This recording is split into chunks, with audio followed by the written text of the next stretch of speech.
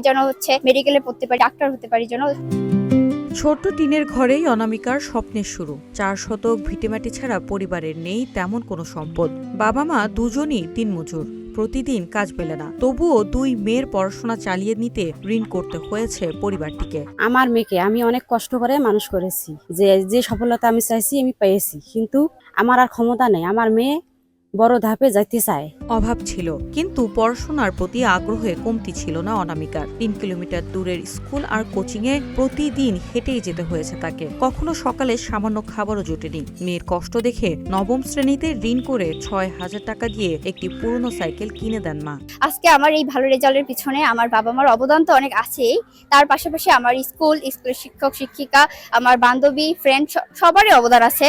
সকলের দোয়া নিয়ে যেন আমি জীবনে আমার লক্ষ্য পূরণ করতে পারি। মানে আমার জীবনের লক্ষ্য হচ্ছে আমি যেন মেডিকেলে পড়তে পারি, একজন ভালো মানুষ হতে পারি, ডাক্তার হতে পারি, যেন সকলের সেবা করতে পারি। এজন্য সকলের কাছে দোয়া প্রার্থনা করি। জীবনের সঙ্গে লড়াই করেও থামেনি পড়াশোনা। পরিবারের পাশাপাশি শিক্ষক ও স্থানীয়দের সহযোগিতাও পেয়েছে অনামিকা। তার আগ্রহ দেখে 3 মাস বিনা পারিশ্রমিকে অঙ্ক পড়িয়েছেন শিক্ষক সুনীল চন্দ্র রায়। সে অনেক কষ্ট করে পড়ালেখা করেছে এবং আমি তাকে পড়াশোনার থেকে সব দিক থেকে যতটুকু পারি সাহায্য করেছি।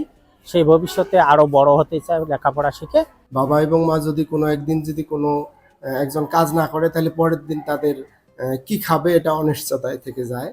এত কষ্টের মধ্য দিয়ে ওই মেয়েটি নিয়মিতভাবে আমাদের স্কুলে আসতো। স্কুলে কখনো অনুপস্থিত ছিল না এবং সকল স্যারদের সার্বিক সহযোগিতায় যেখানে পড়াশোনায় বুঝতো না, স্যারদের কাছ থেকে সহযোগিতা নিত এবং কিছু কিছু স্যারের কাছে সে প্রাইভেট করতো, স্যারেরাও তার কাছ থেকে প্রাইভেটের টাকা নিত না। পরিশ্রমের ফলও মিলেছে।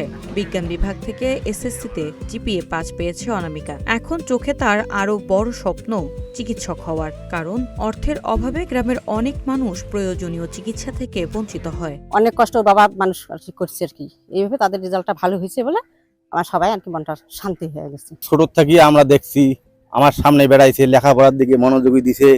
এখন আমার স্বপ্ন পূরণ হয়েছে। আমার গ্রামের গৌরব আগামীতে যেন আরো ভালো করতে পারে। বহু কষ্ট করে মানুষ করছি, নাতিনির ধরক লেখাপড়া ঠিক আছে, তা তোমার দোয়ায় পাস হয়েছে, আমার মন খুব খুশি হয়েছে। জিপিএ 5 পাওয়ার আনন্দের দিনও বদলায়নি অনামিকার বাস্তবতা। ঘরে মিষ্টি কেনার মতো সামর্থ্য নেই। সম্বল বলতে 2টি ছাগল, একটি বাছুর আর বর্গা নেয়া একটি গরু। তবুও অভাব স্বপ্ন কেড়ে নিতে পারেনি। অনামিকা এখন চিকিৎসক হয়ে দাঁড়াতে চায় অসহায় মানুষের পাশে। কিন্তু সেই স্বপ্নের পথে অর্থের দেয়াল পেরিয়ে সে কতদূর যেতে পারে, এখন সেটি অপেক্ষায়। News desk, green TV digital.